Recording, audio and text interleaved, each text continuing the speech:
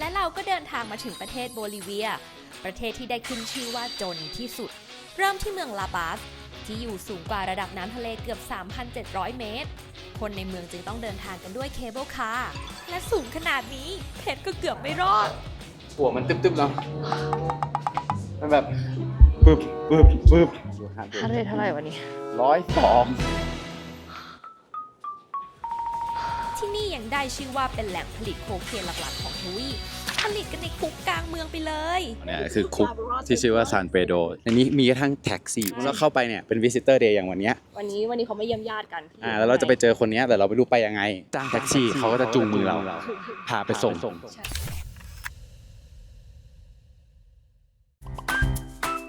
โซแฮปปี้กราโนล่าไบต์ทำจากวัตถุดิบธรรมชาติ 100% ไม่มีคอเลสเตอรอลไม่มีโซเดียมพกง่าย กินเพลินจนหยุดไม่อยู่ สั่งไปลองชิมกันได้นะทุกคน สแกน QR code นี้ได้เลยค่ะ The little things that make you so happy ยินดีต้อนรับสู่ประเทศโบลิเวียที่เห็นพวกเราอยู่ในครัวตอนนี้นะคะคือเราอยู่ในครัวของโรงแรมเราอยู่ที่เมืองลาปาสกันแล้วค่ะแต่ว่าเมื่อเช้าเนี่ยมันเกิดเหตุวุ่นวายหลายอย่างมากเราก็เลยยังไม่ได้ถ่ายจะมาแรปอัพ1 วันพันเหตุการณ์ให้ทุกคนฟังนะคะก่อนที่เราจะไปเที่ยวลาปาสกันจากคุสโกเราก็เลือกที่จะนั่งเครื่องบินมาที่ลาปาสใช้เวลาประมาณชั่วโมงนิดๆเราก็เลือกบินกับสายการบินอเวียงกา ใช่ ซึ่งมันก็เกิดปัญหาตั้งแต่ตรงนี้เลยนะว่าเราต้องเช็คอินออนไลน์เท่านั้นไม่งั้นเราจะต้องเสียเพิ่ม20 USD ต่อคนอ่ะแล้วก็โอเคไม่เป็นไรเราก็เช็คได้เดี๋ยวก็เช็คในมือถือใช่ไหมซึ่งเราอ่ะก็จองผ่าน kiwi.com มันก็บอกว่ารวมกระเป๋า carry on แล้วก็เช็คแบ็กเรียบร้อยแล้วแต่ในระบบของอเวียงกาไม่มี carry on ใช่มีแค่เช็คแบ็ก กีวีมีปัญหานี้บ่อยมากโดยเฉพาะกับสายการบินเขาอะไรเงี้ยผู้โดยสารคนอื่นๆฮะก็คือเจอปัญหาเหมือนกันต้องเสีย คนละ80 US ดอลลาร์ โคตรแพง โคตรแพงแบบเราว่าแพงกว่าค่าตั๋วว่า ใช่ ไม่ใช่เรื่องเลยอ่ะแต่ก็ทำอะไรไม่ได้ก็เป็นอีกหนึ่งการเสียค่าโงู เขาก็บอกว่าให้เอาบินเก็บไว้ บิน แล้วก็ไปเคลม กับทางกีวีเนาะ ใช่ เดี๋ยวเรา ซึ่ง จั เดี๋ย ด ว การ เราต้องท ง่ายที่สุดจริงๆแล้วก็คือจองตรงกับสายการบินเนาะ ใช่ แต่มันก็มีปัญหาอีกทุกคนเดี๋ยวมีไฟล์หลังๆอ่ะที่เพจก็จองกับเป็นเว็บแบบนี้เหมือนกันอ่ะการตัดบัตรเครดิตอ่ะมันมีปัญหามันเลยทำให้เราต้องใช้บริการเหมือนอารมณ์ booking.com หรืออะไรที่มัน trip.com ที่มันเป็นตัวกลางมันทำให้เราจ่ายเงินให้ผ่านได้นี่แหละคือปัญหาทุกคนว่ามันเป็นที่ payment gateway มากกว่าตั้งแต่มาชูบิชูแล้วเนาะ โอเคก็จบเรื่องนี้ไปพอมาถึงลาปาสปั๊บก็คือแบบจะนั่งแท็กซี่เข้าเมือง เราจะ อูเบอร์มายังไง เข้าเมืองยังไงดีเรายอมรับว่าลาปาสเนี่ยยังไม่ได้หาข้อมูลมาเยอะมาก ดูรีวิวมาแล้วมันยังไม่ค่อยเห็นภาพเนอะมาถึงปั๊บเราก็เดินไปถาม tourist information เลยเนอะนี่คือสิ่งที่ควรทำนะทุกคนเขาก็แนะนำว่าเราควรจะระหว่างนี้ก็คือที่เราอยู่ในครัวเพราะเรากำลังทำกับข้าวกินกันอยู่นะคะมันมีออปชันไหนบ้างที่เราจะเข้าเมืองเขาก็บอกว่าแท็กซี่เนี่ย70บริเวโน่350ดูเหมือนไม่แพงเนอะแต่เขาบอกมีออปชันที่2คือรถบัสคนละ5เท่านั้น5 คูณ 5ก็คือ25เป็นรถตู้เหมือนแบบรถตู้หมอชิดเลย ใช่ก็คือโบกตรงไหนก็ได้ โบกเลยแล้วคือจะขึ้นจะลงตรงไหน จอดตรงไหนก็ได้ ได้เฮ้ยเขาว่ามันโอเคแล้วเขาก็วาดให้เลยว่าเขียนมาให้ว่าเราควรจะลงจุดไหน ข้ามไปเราขึ้นเบอร์212 212 ตื่นตาตื่นใจคือเขาขึ้นทางด่วนด้วย ใช่ เสร็จแล้วก็มีการจอด ริมทางแล้วเขาก็กระโดด ปีน ข้ามที่กั้นทางด่วนไปเลย คือยังไงก็ได้เลย ตอนนี้ก็อยู่ที่ลาพาสเรียบร้อยค่ะ เราพักที่โรงแรมที่ชื่อว่าเซรีนา เราว่ามันก็เป็นโรงแรมที่ดีเหมือนกันนะ ดูดีเลย มันเหมือน ถ่ายได้ กึ่งโรงแรมและโฮสเทล ใช่นี่เพรู้สึกว่าน่ารักแล้วก็แบบค่อนข้างเฟรนลี่กับนักท่องเที่ยวนะคะ คนที่มาพักส่วนใหญ่ก็เป็นแบ็คแพคเกอร์เหมือนเราเนี่ยแหละทุกคนสะพายเป้มาเหมือนกันหมดเลยก็เลยรู้สึกว่าอุ่นใจแทนวันนี้ไม่มีอะไรมากคิดว่าจะพักผ่อนลาปาสวันนี้เราอยู่ที่ความสูงประมาณ 3,600 จริงๆ 3,800 ค่ะที่มันพอๆกับคุสโกนะแต่ว่าเพจอะมีความมึนเหมือนกันตอนนี้ก็คือแบบรู้สึกเหนื่อยง่ายว่าวันนี้เดี๋ยวพักผ่อนดีกว่าต้มมาม่าหมูสับกินแค่นี้ก็มีความสุขแล้วเดี๋ยวมาดูนะว่าโบลิเวียจะเป็นยังไงพรุ่งนี้เราจอง walking tour ไปตอน 10 โมงเช้าคนละ30ก็คือคนละ150 บาทค่ะโดยประมาณ 2-3 ชั่วโมงก็เดี๋ยวรอติดตามกันได้ค่ะเดี๋ยวตอนนี้ขอตัวไปกินมาม่าทำกับข้าวก่อน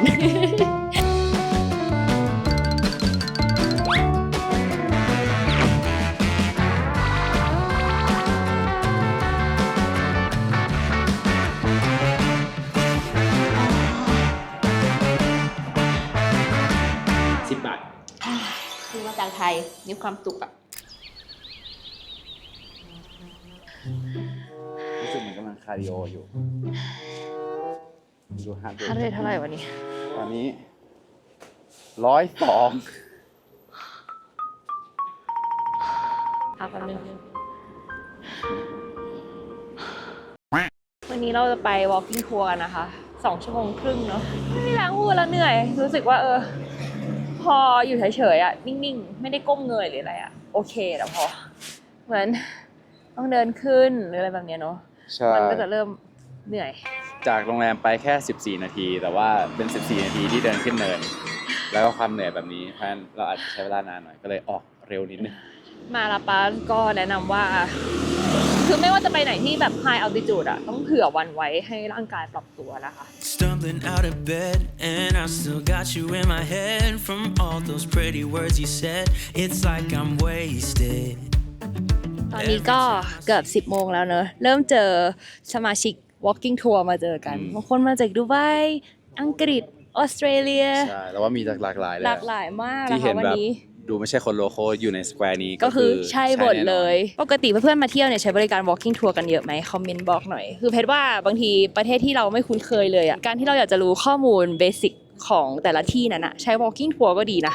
ง่ายดีด้วยทุกคนแล้วก็ไม่ได้แพงมากแต่ก็อย่าลืมทิปสไกด์นะคะ วันนี้เรามาเป็นแบบ walking tour ที่เสียตังค์นะ อืม แต่บางเมืองอ่ะ ก็คือ ยุโรปมันจะมี ฟ ฟ รี รีแล้วก็เก็บทิป เก็บทิปใช่จริงๆแบบฟรีก็มีแหละแล้วว่าที่นี่ก็มีนะ แต่ว่ากับก็อาจจะต้องลองหาดูแหละแล้วว่านี้ก็ราคาแบบโอเคอ่ะไม่ได้แพงด้วยนี่ไกด์มาแล้วจ้า Okay. Everybody doing good? yes Excellent. Welcome to La Paz. Welcome to the Red Cap Walking Tour. I am Denise. I'll be your tour guide today. And I am born and raised in this beautiful city. So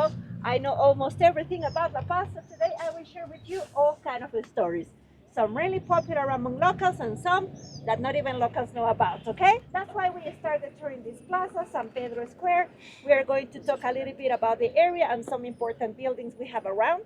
Then I will take you to Rodriguez Market. Beautiful market. You will see lots of the groceries and production of Bolivia. Some that maybe you don't have back home. We also are gonna see lots of the typical women. We will see cholitas. You know who cholitas are? Well, for the ones who don't, cholitas are all these ladies that have this big puffy skirt and the fabric in the backs and the bowler hats. We will talk about them, about their outfits, what they represent in society, so you can get to understand them better, okay? ข้างหลังนะครับก็คือตึกสีชมพูของเราเนี่ยคือคุกที่ชื่อว่าซานเปโดอยู่ใจกลางดาวน์ทาวน์ ก่อนหน้านี้เขาไม่ได้จะใช้เป็นคุกเนอะ ก่อนนี้เขาใช้เป็น monastery อืม คือเป็นเหมือนแบบเกี่ยว ศาสนส เกี่ยว ถาน ใช่ให้บัตรหลวงให้แม่ชีอยู่อะไรอย่างนี้เนาะ ใช่แต่สุดท้ายก็คือเปลี่ยนใจ เพราะฉะนั้นถ้าเราดูไปเนี่ยก็คือข้างในเนี้มีทุกอย่างเลยเป็นเหมือนเมืองเล็กๆมี เป็นหมู่บ้านเนอะแล้วว่า มีร้านอาหารมี ใช่ เซกเตอร์ มีการเลือกตั้งประธานาธิบดีเวลามีนักโทษใหม่เข้ามาก็ต้องมี orientation ด้วยนะว่าแบบกฎของเราคืออะไรเขาให้เอาครอบครัวเข้ามาอยู่ได้ด้วย เพราะว่าในเนี้ยต้องจ่ายค่าเช่าว่าจะอยู่ห้องไหน จะซ่อมอะไรจะมีอะไรคือทุกอย่างเป็นค่าเช่าหมดเลย เป็นเงินหมดเลย เป็นเงินหมดเลยเป็นเหมือนเมืองเล็กๆในนี้มีกระทั่งแท็กซี่ซึ่งตอนแรกเราคือคิดภาพแบบ ตอนแรกเรางงว่าแท็กซี่คืออะไรเพราะว่าเขาบอกว่าในเนี้ยมันเป็นแค่บล็อกสี่เหลี่ยมเองเนอะมีคนอยู่ตั้ง 3,000 คนเยอะมาก ซึ่งเขาไปบอกแท็กซี่เนี่ยก็คือแบบเป็นคนที่ใส่เสื้อเขียนว่าแท็กซี่แล้ว เราเข้าไปเนี่ยเป็น visitor day อย่างวันเนี้ย วันนี้เขาไม่เยี่ยมญาติกัน แล้วเราจะไปเจอคนเนี้ยแต่เราไม่รู้ไปยังไงจ้างแท็กซี่เขาก็จะจูงมือเราพาไปส่ง ใช่ ที่ lucrative ที่สุดในนั้นก็คือการผลิตโคเคน ก็คือเขาให้เรียกว่าน้ำตาลเนอะแบบเป็นโรงงานผลิตน้ำตาล ใช่ใช่ ที่ใหญ่มากที่หนึ่ง เมื่อก่อนมันมี prison tour คือพาเข้าไปทัวร์เลย ใช่แต่ว่ามัน illegal ไปแล้วในปี 2005 เนอะ ใช่ แต่ก็สามารถไปดูได้ใน YouTube เนาะเรากำลังจะไปที่ต่อไปนะครับ ใช่ Rodriguez Market เป็นเหมือนตลาดที่ขายทั้งดอกไม้ผลไม้ขายอาหารสดขายหลายๆอย่างเลยอะ เมื่อกี้เขาก็บอกว่าเนี่ยอาจจะมีความสับสนแต่ว่าตกลงเมืองหลวงของโบลิเวียซูเครหรือว่าลาปาสใช่ป่ะไกด์เขาก็บอกว่าถ้าออฟฟิเชียลอ่ะก็คือซูเครแต่ว่าลาปาสเนี่ยหลังๆคือเขาก็จะเดินขึ้นเรื่อยๆเขาก็เลยบอกว่าออฟฟิเชียลอ่ะให้บอกว่าเป็นซูเครแต่ว่าถ้าตอนนี้ลาปาสมันก็เจริญพอๆกับจนกลายเป็นเมืองหลวงได้แล้วแหละ ทำไมต้องเรียกว่าซูเครเพราะว่าคนที่ สู้เพื่อให้โบลิเวียเป็นเอกราชจากสเปนเนี่ยชื่อว่าซูเครก็เลยมีสแควร์ชื่อว่า เมื่อกี้ ซูเครตะกี้แล้วก็เลยตั้งชื่อเมืองหลวงว่าซูเครด้วย ถูกต้องค่ะโอเคขอเวลาพักหายใจก่อนเดี๋ยวไปกันต่อ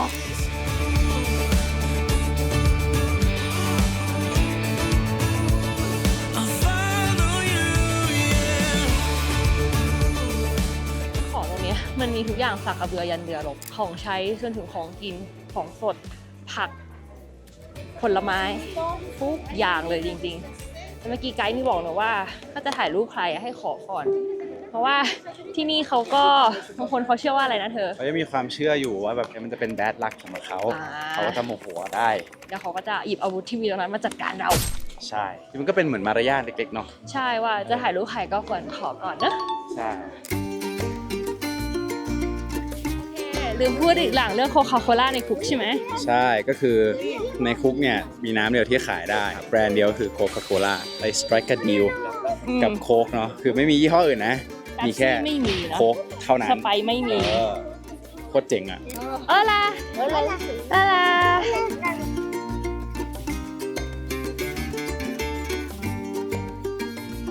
เรามาที่ตลาดนี้เพื่อที่จะมาดู โชลิตาส คืออะไรคะ คือผู้หญิงโบลิเวียที่เขาจะท้วมๆหน่อยแล้วใส่ชุดป่องๆ definition ของความสวยที่นี่คือต้องท้วมหน่อย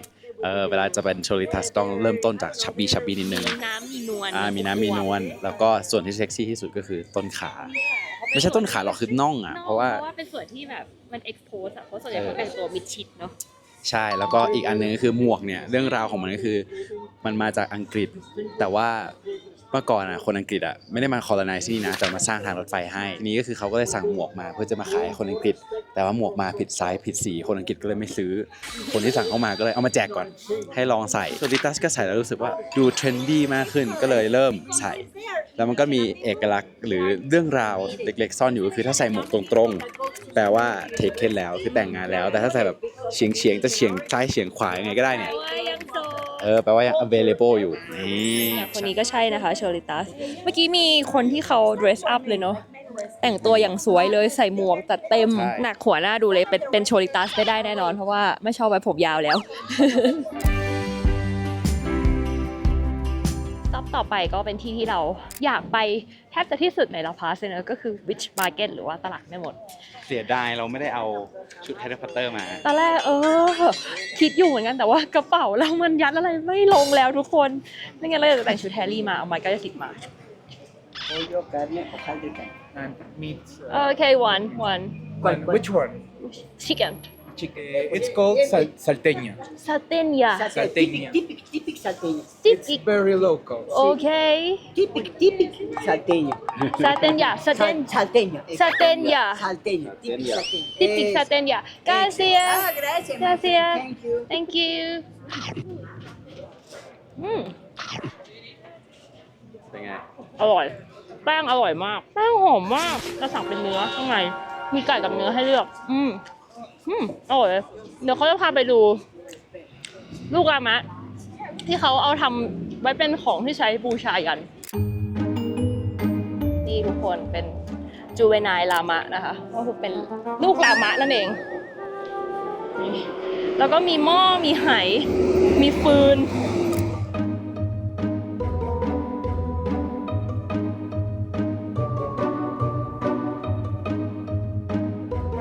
คือถ้าถามมันก็ดูเหมือนเป็นโซนขายของอีกโซนหนึ่งเฉยๆเนอะยังไม่ได้ดูมีความน่ากลัวอะไร โดนขาย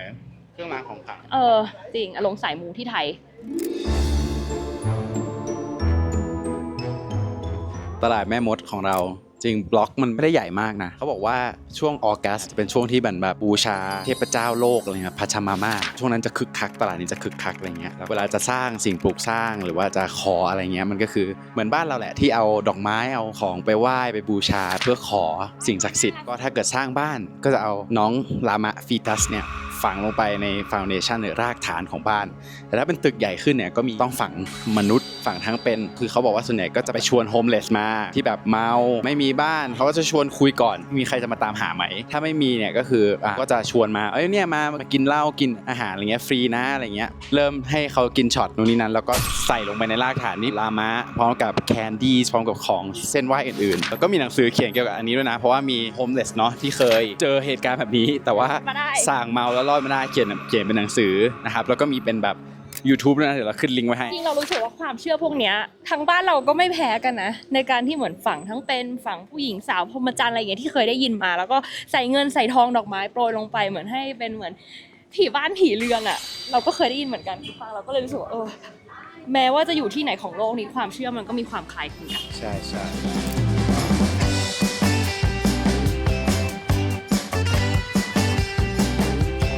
นี่ก็คือ Church San Francisco นะครับหรือ Church of Our Lady เป็นวิธีที่แคทอลิกเข้ามาแล้วก็เผยแพร่ศาสนาให้กับคนท้องถิ่นที่นี่นะคนท้องถิ่นเชื่อเรื่องของจิตวิญญาณนะครับก็จะมีพิธีกรรมในการแบบเรียกแล้วก็เรียกวิญญาณตัวเองกลับมาเข้าร่างอะไรอย่างนี้เนาะเขาก็เลยเห็นว่าเป็นตัว connecting point กับศาสนาก็เลยชวนมาที่โบสถ์ในโบสถ์มีกระจกคนท้องถิ่นสมัยนั้นใช่ป่ะไม่เคยเห็นกระจกก็เลยแบบ amaze มากว่านี่คืออะไรคนที่มาเผยแพร่ศาสนาเนาะก็เลยบอกว่าอันนี้คือแบบ your soul is trapped here ต้องมาโบสถ์ทุกวันอาทิตย์เพื่อที่จะมาสวดมนต์วิญญาณตัวเองโซลตัวเองเนี่ยหลังจากที่เสียชีวิตไปแล้วเนี่ยจะได้ไม่ตกนรกแล้วก็ถูกเผาไหม้อยู่ตลอดเวลาเนาะแต่เราก็เห็นว่าที่ลีมาที่อารากิปาอย่างเงี้ยก็จะมีโบสถ์ชื่อว่าซานฟรานซิสโกเหมือนกันก็คือใช้พล็อตในการ convince คนท้องถิ่นน่ะให้มานับถือศาสนานิกายแคทอลิกเนี่ยเหมือนกันน่าสนใจดีเนาะ นี่ได้เปล่าได้กรอบแดงอ่ะได้กรอบอุ้ยน่ากิน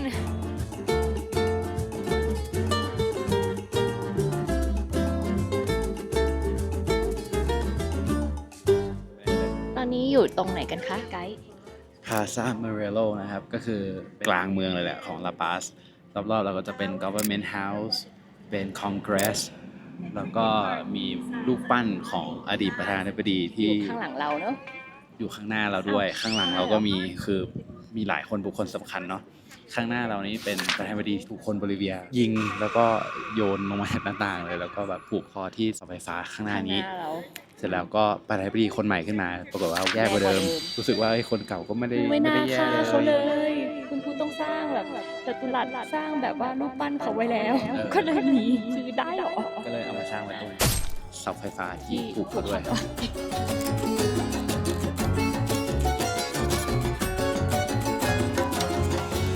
Thank you so much for having us today. Thank you. You're on It's been a YouTube. pleasure. Oh well, I hope you do good in Bolivia.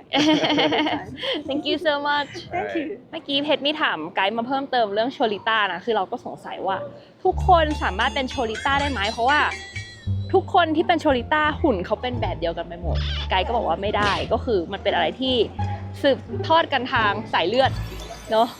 ก็คือแม่ก็ต้องเป็นมาก่อนลูกถึงจะเป็นได้นะคะแล้วก็เราอ่ะไม่ควรจะไปแต่งตัวแบบเขาเขาจะรู้สึกว่าเราอ่ะไปล้อเลียนเขาเนาะก็เป็น culture อีกแบบนึงแล้วก็โชลิต้าเราก็ถามว่าแล้วเขาเชื่อในพระเจ้าหรือเชื่อในอะไรมากกว่าก็ครึ่งๆนะปาจามาม่าก็มีคาทอลิกก็มีแสดงว่าอาจจะไม่ได้ relate กับศาสนามากต่อจากนี้เดี๋ยวเราเดินเล่นแล้วก็จะไปซื้อตั๋วรถบัสโอเวอร์ไนท์นะคะที่เราจะต้องไปอูยูนี่ต่อในวันพรุ่งนี้ตอนเย็น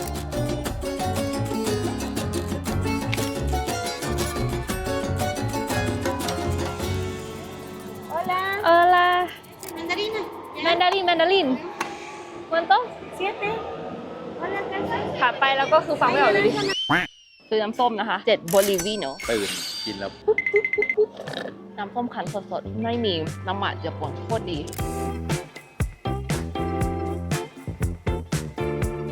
อยู่ Mercado Lanza นะคะก็เป็นเหมือนตลาดอะทุกคนที่ขายอาหารแต่ว่าเพราะวันนี้เป็นวันอาทิตย์เงียบเลยเพราะมันมีเปิดบ้างแต่มันเปิดไม่เยอะพรุ่งนี้ดีกว่าเนาะ เหมือนฮอกเกอร์เซ็นเตอร์ ที่สิงคโปร์ ที่สิงคโปร์แต่ ค ว่า ล้ายๆตลาด3 ย่านข้างบน ใช่แต่ว่าร้านเล็กๆนี่ตลาดตรงนี้ ต้องมากินนะอย่างนี้เนาะโอ้อันละ10 เองเหมือนแบบขอ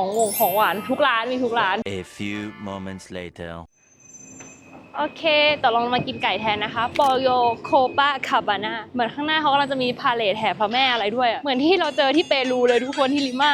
สีม่วงเหมือนกันเลยร้านน้องไก่คือที่นี่ไม่มีร้านเชนนะแต่ร้านไก่ทอดคือเยอะมากใช่สิ เรื่องใหญ่ครับ เป็นร้านไก่ของที่นี่เนาะที่นี่ดูกินไก่กันเป็นหลักเลยสั่งกับเครื่องได้ด้วยนะเนี่ย ได้กลิ่นแล้วนึกถึงเลยรู้ป่ะ หา A&W หิวเลยหอมเลย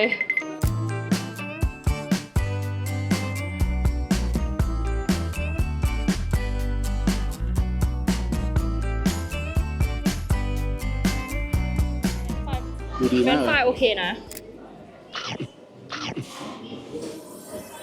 มันเหมือนมีหมักเครื่องเทศมาขอกัดน่องด้วยดิ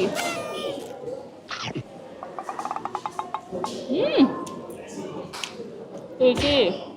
ติดเค็มเนาะ อืม มันจะไม่ใช่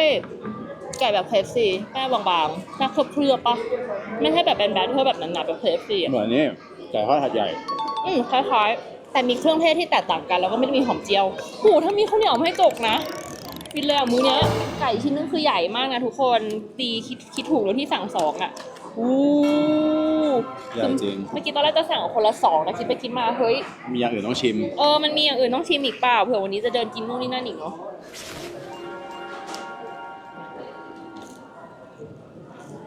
เราคิดถึง KFC อ่ะ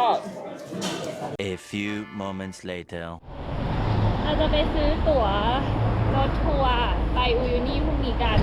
เว็บมันห่วยอ่ะแล้วเราก็เข้าไม่ได้อ่ะก็เลยคิดว่าเรามาซื้อที่ออฟฟิศเลยละกันเพราะว่ากองเดียวแล้วกองเดียวเพราะว่าเหนื่อยเพราะว่าโรงแรมมาเขาชาร์จเพิ่มถ้าจ่ายกับซื้อกับเขาอ่ะ200-300อ่ะก็เลยแบบฉันก็เดินมาก็ได้นี่ฉันก็ว่าทูริสโมมันเป็นรถที่โอเวอร์ไนท์ไปโดยตรงมันไม่มีจอดพักเยอะฉะนั้นไม่ต้องกังวลเรื่องของหายไป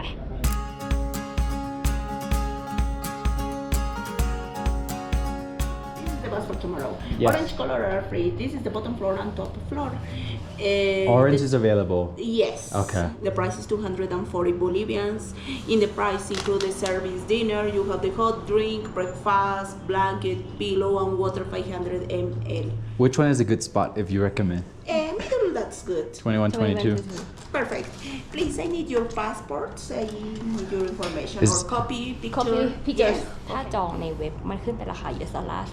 34แต่ว่าอันนี้ก็คือ240บริเวณก็ประมาณ 1,200 For tomorrow, the departure is 9 p.m. You choose this number seat, regular food, and you pay me this price. So tomorrow by 8:30 Here. here, right here. Yes, because the stop of the bus is across the street. All right. So we just come here, ring the bell, and wait here. Yes. All right. Thank you very much. Thanks to you and see you tomorrow.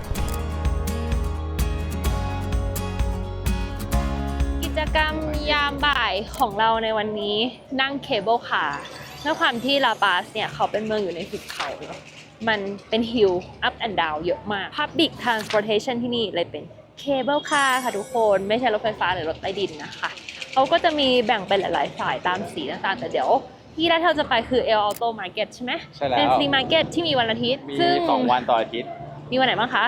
ไกด์ตัวจริง ถ้าจะไม่ผิดน่าจะเป็นพฤหัสกับอาทิตย์ แต่เรามีถามไกด์มาเขาบอกว่าให้อยู่ตามแนวของเคเบิลคาร์ไว้แล้วก็ตรงตลาดโอเค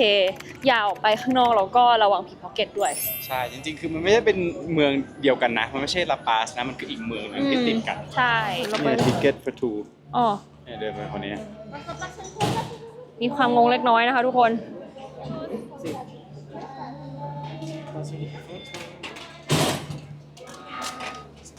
กาเซียเหนื่อยแล้วอะ หัวมันตึ๊บๆเนาะมันแบบปึ๊บปึ๊บปึ๊บ ใช่ใช่หัวมันตึบมากกว่าเนี่ย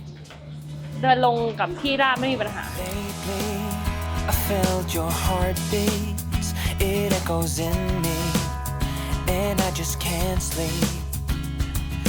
Breathing like if you're running restlessly. Tell you I don't. คือจากที่เราเห็นในท้องเมืองอะบ้านกับตึกเขาอะไม่ทาสีไม่ฉาบเลยเนอะมันต้องมีเหตุผลแน่ๆเพราะอะไรคะ เพราะว่าภาษีครับเรื่องภาษีก่อนหน้านี้เราไปเปรูใช่ไหมเขาก็ห้ามสร้างให้เสร็จก็เลยไม่ทากันเพราะเขาบอกว่าถ้ามีตังค์ทาสีก็แปลว่ามีตังค์จ่ายภาษีเราก็เลยเห็นแต่เป็นอิฐหมดเลย ไม่มีการทาสีฉาบใดๆด้านนอกจะเว้นตึกที่แบบเป็นแบบตึกพาณิชย์จริง There's a new wind blowing for me. Left nothing to see on California. เอาถูกตอนนี้นะคะฟูจิที่ไปปีน 3,776 ๆไม่ต้องปีนคือเขาใช้ชีวิตกันอยู่กันนี้ อันนี้คือจะตู้นิดนึงนะเนี่ยแบบมันเริ่มมาปวดตัวนี้แล้วโอเคแหละแต่ว่า take it slow ค่อยๆไป ก็มีแต่คนโลคอลเลยนะคะแถวนี้ ตลาดที่ขายสักกระเบือยันเรือรบเลยเนาะตรงนี้ดูเหมือนเป็นอารมณ์แบบตลาดนัดตลาดนัดรถไฟอะแต่ว่าแอดวานซ์กว่าคือใหญ่กว่ามากไหนอธิบายคำว่า free market สิคะ ก็คือพอเขาเลิกใช่ไหมเขาก็จะเก็บพับแล้วก็ไปเลยตรงนี้ก็จะโล่งมันจะไม่เหมือนจัตุจักรที่เปิดเป็นเวลาอะไรเงี้ยแต่อันนี้คือเขาเป็นแบบเอาผ้ามาปูเอาเสามาตั้งอะไรเงี้ย แบกระดิน ใช่ คือตรงเนี้ยวันอื่นก็คงใช้ทำอย่างอื่น แต่วันนี้ก็ให้เป็นตลาดไปเนาะ ประตูรถ ประตูรถ ก็ ยัง มี มี ขา ขาย ยนี่ทุกคนดูอะไร ไฟรถประตูรถนะ มีหมด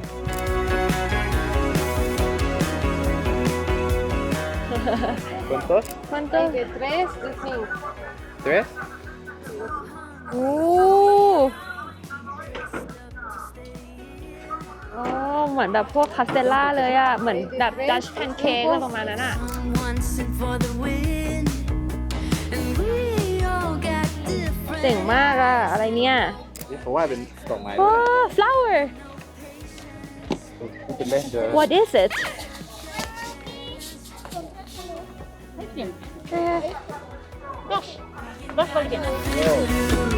Staring up is what we do. ร้อนๆเลยอะอารมณ์คาสเตลล่าแต่ว่ากรอบๆอันนี้ทำมาสวยเลยเบามากอ่ะ ให้ป้ายขึ้นมาอย่างนี้แล้วก็กินโอ้ยมันเปรี้ยวๆอ่ะ ปากเลอะแล้ว บ้วนอ่ะสรุปมาเรียกว่าเครมม่านะคะ น่าจะเป็นครีมนั่นแหละ ครีมที่เขามาตี อุ้ยปากนี่ ร้าน ใส่ นี้ เก ดู มเป้ได้นะ ร้านนี้ดูขายดีมาก เหมือนซาลซ่าว่าเหมือนซอสที่เมื่อกี้กินกับไก่อะแล้วก็ให้ใส่กับข้าว มีเหมือนกล้วยทอดนะคะ ดูดีมากเลยแล้วก็ไข่ดาวปวดหัวมากเลยทุกคน มันสูงอะ อันนี้คือพริกกับอะไรดอง ตึกน่าจะเป็นพริกกับไอเนี่ยหอมแดงอะเธอ คือพอมาประเทศเนี้ยเธอว่าอาหารก็ยังไม่ได้ต่างกันได้รู้ขนาดนั้นเนาะชิมข้าว อันนี้มีความแบบทาบาสโกหน่อยดูลองดู 45, ¿no? สิเฮ้ยเผ็ดจำดีนะ เผ็ดไปทั้งเหงือกแล้วอ่ะต้องกินพริกเข้าไปแต่ว่าไข่ปวดหัวนี่คือเลยเพราะว่ามันมาเผ็ดแทนแล้วตอนนี้ลืมเรื่องปวดหัว คือพริกมันอันเท่านี้เนี่ยทุกคน โอ้ยเผ็ดมากแล้วโดนลมเข้ามาในปากตอนนี้แสบ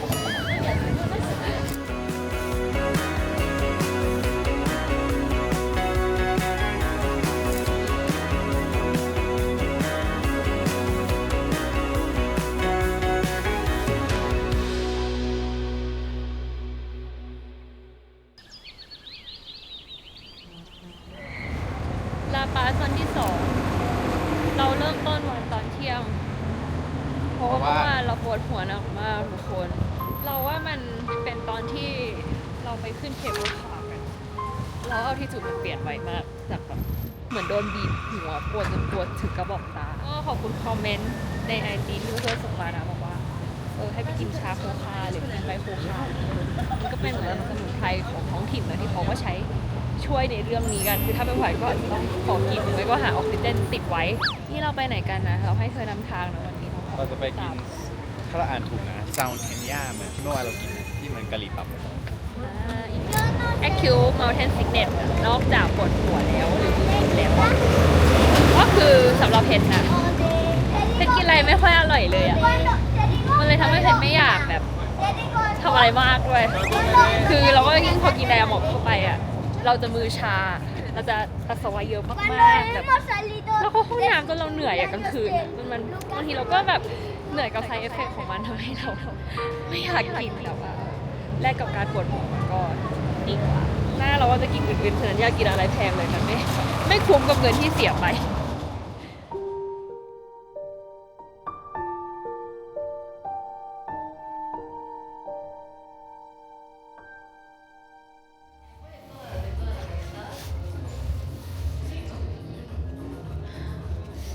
หายแล้ว เดี๋ยววันนี้ก็หายแล้ว ไม่ได้มาเที่ยวแบบชะโงกทัวร์นี่จ้ะเราค่อยๆไป นี่จ้ะว่ามันช้าไปหมดเลยอะอยากหาย เดี๋ยววันนี้ก็หายแล้ว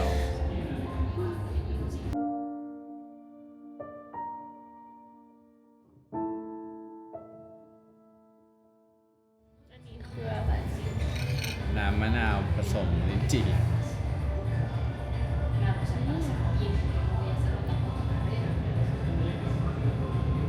อร่อยดีแปลกๆมันเหมือนมีมันฝรั่งมีเนื้อ หยดแล้วหยด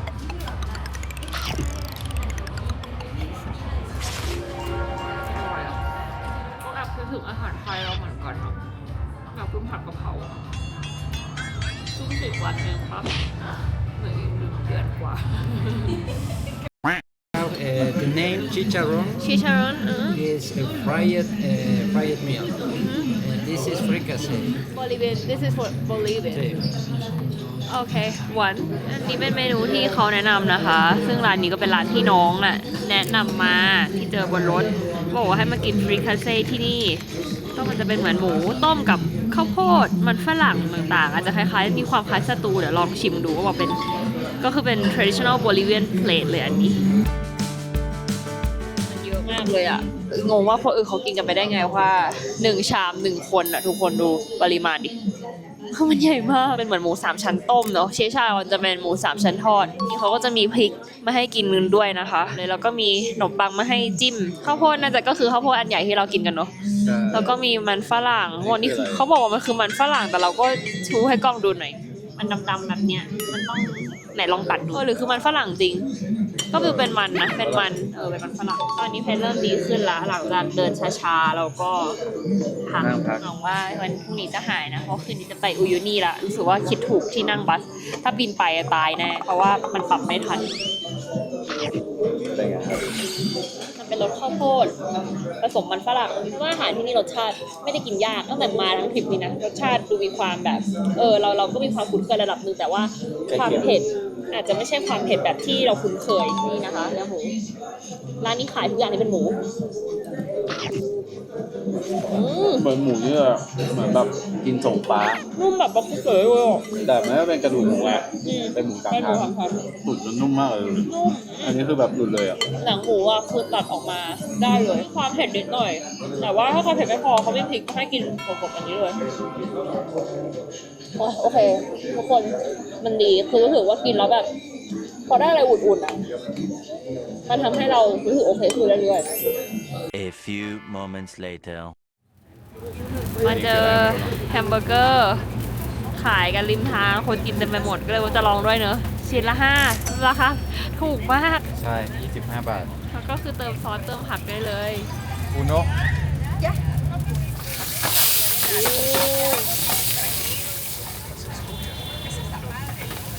ผ่านร้อนๆแล้วดูดีมากเลยอะ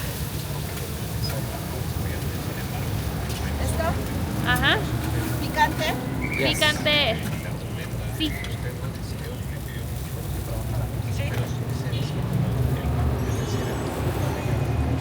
ว้าวหอมที่ผัดอ่ะอร่อยเครื่องเทศอะกลิ่นเหมือนมาซาล่าเลยหลายๆอย่างมากน่าจะเป็นแบบสมุนไพรหลักที่เขาใช้ในการปรุงอาหารที่เนี่ยค่ะคันเต้ไอตัวที่ซอสเผ็ดๆใช่ไหมเดี๋ยววันนี้ต้องไปขึ้นรถบัสทุ่มครึ่งแล้วต้องขอไปเร็วขึ้นเพราะว่าบอกว่ามันมีประท้วงแล้วมันปิดทางที่เราจะนั่งรถไปอูรูนี่แต่เลยต้องออกเดินทางเร็วขึ้น1 ชั่วโมงที่เมอร์คาโดลันซ่าที่เมื่อวานมานะคะ ที่เราก็ปิดกันเยอะวันนี้มาก็เปิดเยอะกว่าเมื่อวานนะแต่ร้านเขาก็จะมีแบ่งเป็นโซนๆนะทุกคนมันมีขายน้ำปั่นข้างล่างขายดอกไม้ขายเสื้อผ้ามันมีหลายโซนให้เลือกมากเลยจริงกินไม่ค่อยลงเลยวันนี้เพราะอื่นๆแล้วแบบมันเหนื่อยอ่ะกินไม่ค่อยลงเดี๋ยวไม่งั้นให้ต่างกินเอานะคะให้เขาเป็นคนถ่ายที่นั่งมันแบบคือใช้พื้นที่ใช้สอยคือใช้ได้อย่างเต็มอ่ะ Pase, guapa. Hay con helados, con crema, ensaladas de fruta, jugos vitamínicos, zumos verdes, dietéticos. ไอศครีมฟรุตสลัดน้ำแล้วก็อยากกินน้ำส้ม Zumo de naranja, dice. Zumo de naranja. Ice, helado. Ice cream or fruit Ice. salad? O quiere fruta nomás, con Fruit fruta. salas. Fruit salad. Fruit salas. โอเค Okay. รู้สึกว่าอเมริกาใต้น้ำส้มอร่อยทุกร้านเลย เตี้ย คุณป้าชื่อลูสเดลูน่า ส้มอร่อยมากอ่ะ ฉันรู้สึกว่ามันช่วยฉันมากเลยน้ำส้มอ่ะ โอ้ น้ำส้มมันหวานธรรมชาติแบบมุยเบียน ใช่เหรอ มุยเบียนปะมุยเดลิซิโอซา กาเดียมเลวิโอซาที่เธอเปล่งเสียงนะมันผิด มุยเดลิซิโอซามุยเดลิซิโอซา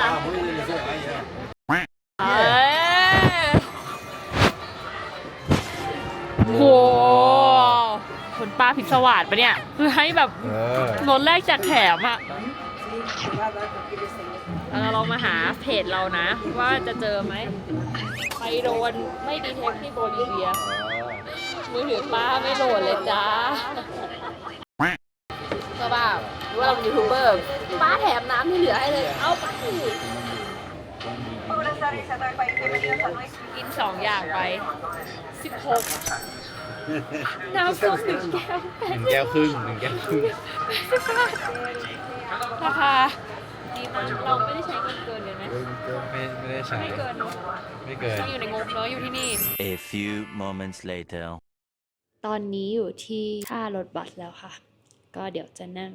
ในบัสคืนนี้จากลาบัสไปอูยูนี่ใช้เวลาประมาณ10 ชั่วโมง 12 12หรอ10ไม่ใช่หรอ ก็เราออก2 ทุ่มถึง7 โมงครึ่ง ก็นั่นแหละคือ12 ชั่วโมงนะ ค่ารถก็240 โบลิเวียโน โบลิเวียโน นี่มีอาหารให้เก็อีเตียงนอน ใช่ อืม มี Wi-Fi มีผ้าห่มนี่ขนาดเรามาประมาณ3 วันเนอะต่างไม่เป็นอะไรแต่เพชรเนี่ยตุย เราก็มีปวดหัวนิดหน่อย นิ นะ ดหน่อยใช่ไหม ช่วงวันแรกที่แบบเดินขึ้นเนินหรือแบบ อืม ขึ้นกระเช้าอะไรมันจะรู้สึกจุบๆตรงเนี้ย ใช่ใช่ซึ่ง AMS มันก็เกิดขึ้นกับใครก็ได้อะมันไม่มีปีไม่มีขุยอะแข็งแรงแค่ไหนก็เป็นได้อะเราก็รู้สึกแย่กับตัวเองนะที่เดียวร้องไห้ว่าแบบอะไรวะแล้วมันไม่หายสักทีมันทำให้การไปไหนมาไหนมันช้าไปหมดอะมันหงุดหงิดอะจากที่แบบปกติก็เดินปกติเดินเองได้ทำนู่นทำนี่ได้กลายเป็นทุกอย่างมันสโลว์ไปหมดเลยไม่ชอบนั่นแหละแต่ก็ได้มาเปิดประสบการณ์นี้รู้สึกว่าอยู่ที่นี่ต้องอาศัยไหวพริบค่อนข้างเยอะเนาะตั้งแต่ลงเครื่องจากสนามบินเข้ามาในเมืองนู่นนี่นั่นแล้วว่าโลคอลเขาน่ารัก แต่ว่าด้วยตัวบรรยากาศของเมืองอาจจะรู้สึกมีความไม่ปลอดภัยบ้างเนาะโดยเฉพาะหลังพระอาทิตย์ตก เหมือนเวลาเราไปบางเมืองที่มันแบบไม่มีข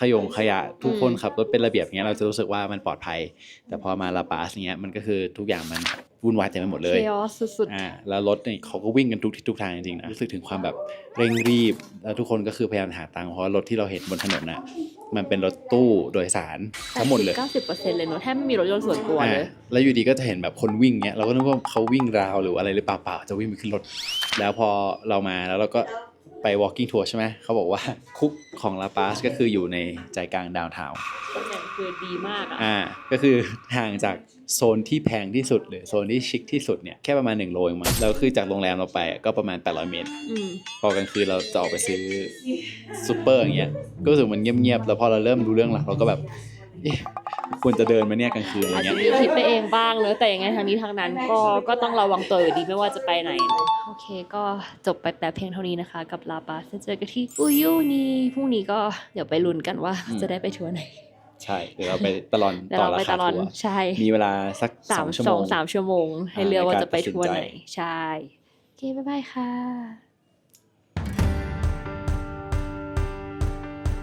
ว้าว this almost yeah ตอนนี้คือลมแรงมากดูสภาพพวกเราตอนนี้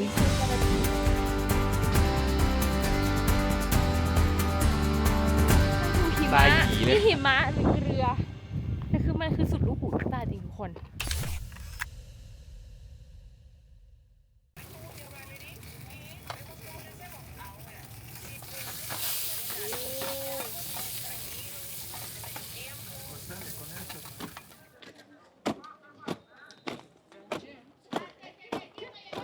เดี๋ยวมาชิมกันดีกว่าว่ามันคืออะไร